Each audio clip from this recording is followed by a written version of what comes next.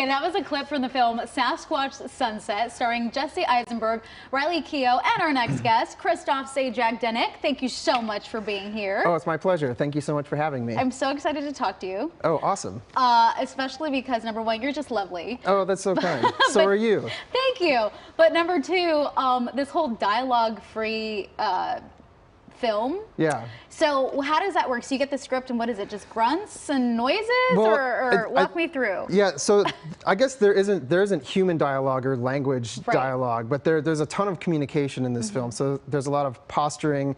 The directors showed us a lot of clips of apes, and we had a Sasquatch boot camp, a Bigfoot boot camp when we were. Serious? Yes, I'm absolutely serious. So we were in an office building in Eureka, California, for a week, working out how we walked and how we would interact with one another and how we would steal food, and we were basically destroying this office building in Eureka, dragging rocks and sticks from one end of the room to the other for a week. And then once it was great because once we arrived on set, we knew exactly what our mannerisms should be and how to really show up like a half ape, half human Sasquatch. If there's a part two, can I be invited to this boot camp? I really want to see the behind the scenes. I really think that, there should be an attraction like this, Seriously, right? Where you learn how to be a Sasquatch. Okay, so tell me about the moment you learned you were going to be a part of this. Oh, I was movie. over the moon. I mean, I've been an actor in LA for 15 years, and you get so used to auditioning for projects and then thinking, oh, I'm just going to forget about this because I'll never. You don't want your heart broken every single or so many times, So when I found out that I was selected, I was just so excited, and plus I really just love the tone of these creatures being so real, and the comedy is in how much they believe in their lives and how absurd their lives actually are.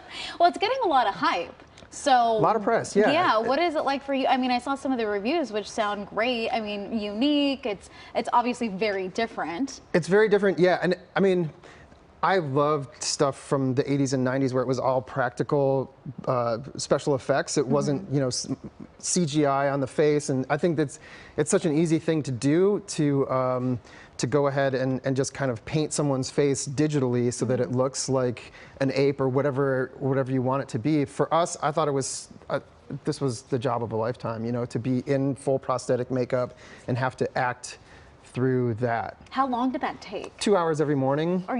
And then what happens throughout the day? Because it must loosen up a little bit with movement. No, I mean, the special effects team was so amazing. They're amazing. Yeah. What happens when you're hungry? You lift your hair and you try to put food. A lot of times I would eat lunch in my trailer in front of the mirror, so I knew where. Oh, they have clips too that they put in your hair to pull the hair up. Yeah, it's not almost easy. Like a flap. It's sort of. Yeah. Do you have to be selective on the food? Should you go for a smoothie instead of a sandwich? No, I don't know. Halfway through, Are these really silly questions? I'm so sorry. No, these are great questions. Okay. No, this makes sense because you have to be nourished as you're trying to be a Sasquatch on set. Exactly. I think halfway through the production, we really realized that the best way to get nutrients in our body was to make soup, and then put soup in a blender, and then give us cups with straws to ingest the soup. Yeah, because it was the cleanest, and it was, yeah.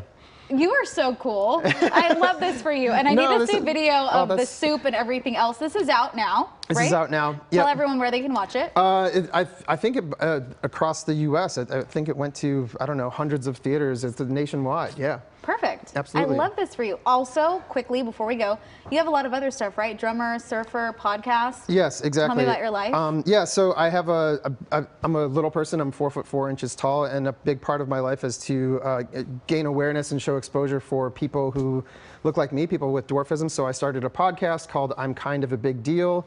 And there's also I'm obsessed with surfing, and so there's a documentary that was directed by Tommy Corey about my life and surfing and dwarfism, because I just feel like exposure to difference is the best way for people to gain acceptance for that. Absolutely, representation is key. It's key. So thank you so 100%. Much. You're amazing. You're so lovely. Also, thank you. Surfing's really hard, so kudos to you. Thanks. I tried it one time, never tried it again. Yeah, it's not easy. I've been obsessed. I'm from Michigan, so while I'm here, I'm gonna surf. Good for you.